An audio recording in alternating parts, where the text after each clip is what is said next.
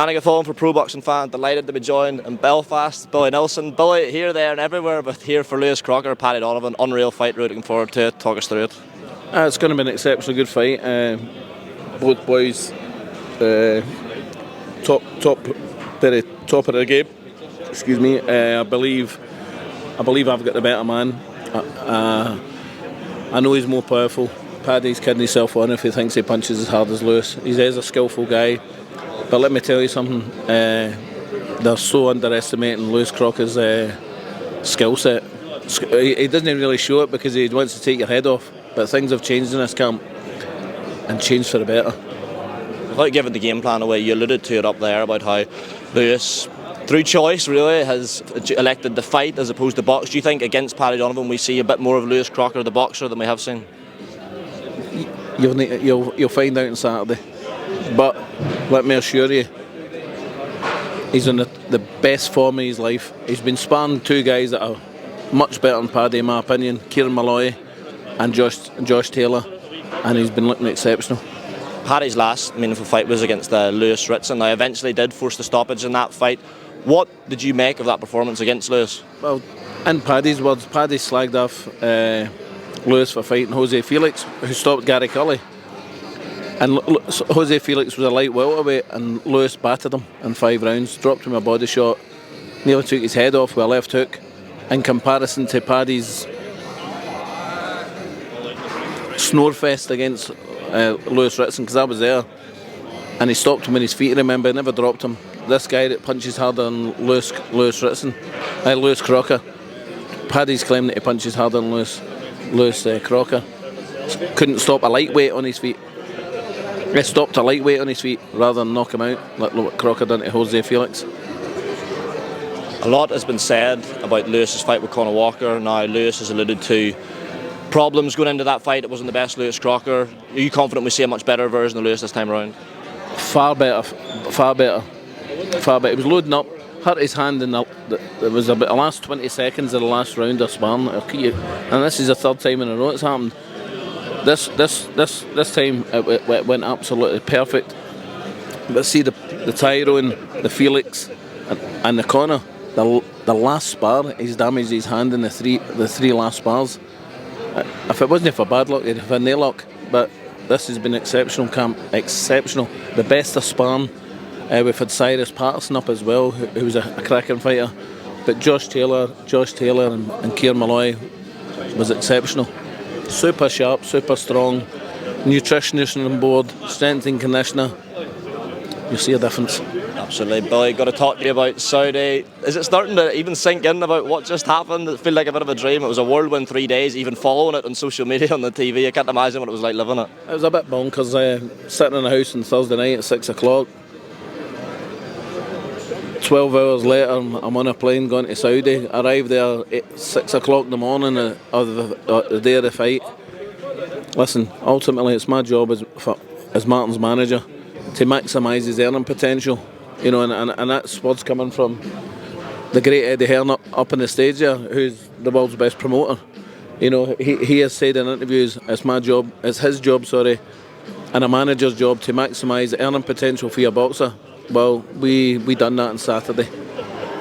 See, one question I had, why was Martin not put in a private jet and had to do 3 connectors? That was sort of me and a few people were... I have no idea. He got asked to try and organise a private jet, but I don't think there was any in Kinshasa. A few people, I'm sure, on social media, have said, Billy, have been critical of the decision and said it was financially motivated for yourself and you egged Martin. I don't need financially.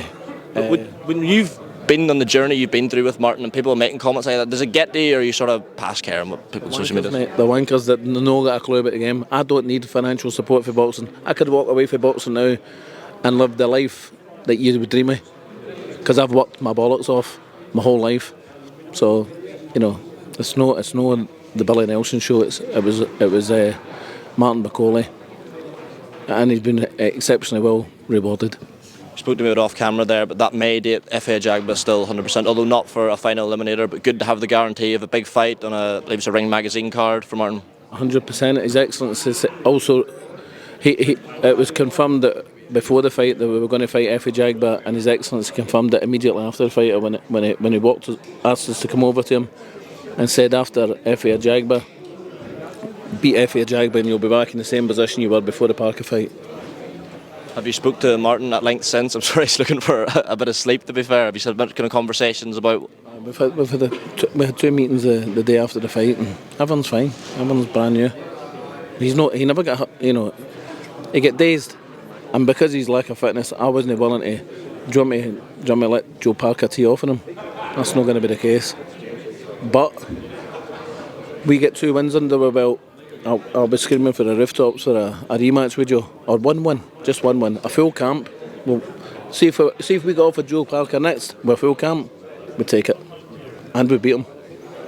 A name Martin's been linked to in the past, there's been a lot of bad blood, is Dillian White. I don't know if you saw Dillian's comments on Twitter rejoicing in Martin's defeat. Is that a fight you'd entertain down the line? Dillian White couldn't lace Martin Bakole's gloves, mate. Even in his peak, he couldn't lace his gloves. Who's interested in Dillian White? Go and fight Tete again and take 8 rounds to beat him. For fuck's sake. So that fight's dead in the water, you think, Dillian White? We'll never fight Dillian. I wouldn't give Dillian White a wage to fight him after his ridiculous comments that he's made. But see if they ever fought, he'd have his head amputated for his shoulders. Decapitated, sorry. Just want to get your thoughts on the main event. I don't know if you had a chance to watch it. Bivol Beterbiev 2. The right man won. Didn't get to see it? I have seen clips of it. 2 excellent fighters, mate. Excellent fight. I'm sure there'll be a third fight. Just brilliant fighters. Absolutely the cream. With the fullest of respect, you watch that fight and then you watch as much as I admired the 2 of them, the Callum Smith and Boetzy fight, they're a long way off the 2, aren't they? Well, I just want to get the word on Richard Riakporhe. Obviously, a very big fight for him. Lawrence Okoli. I think this move up the heavyweight is going to suit Richard. Obviously, massive to be making cruiserweight. Have you seen him? He's here. He's he should be here. But we're going to gym now. We done 10 rounds on the pads last night, and a good workout in a wee gym in Belfast. He's looking big and strong, mate. Fast, strong, punching hard. I look forward to that fight. Cracking stuff. What did you make Eubank slapping Benn with the egg? No boxer should raise their hands to another boxer until fight night. But inappropriate. Very inappropriate. No, it's not for me, that. That's unprofessional and should be fined. Even Eddie sort of changed his tune, saying, "Oh, it's good promotion." Is that just sort of the state of boxing in the world we are with social media and that? It's went bonkers what's happened, and that can only be good for the pay-per-view figures. Well, look forward to it, Billy. Looking forward to watching your man Lewis Crocker in front of a home crowd in Belfast. Been a while since we've had a night like this, so looking forward to it. Thanks for giving me your time. Yeah, more. Cheers, mate. Top up, Billy.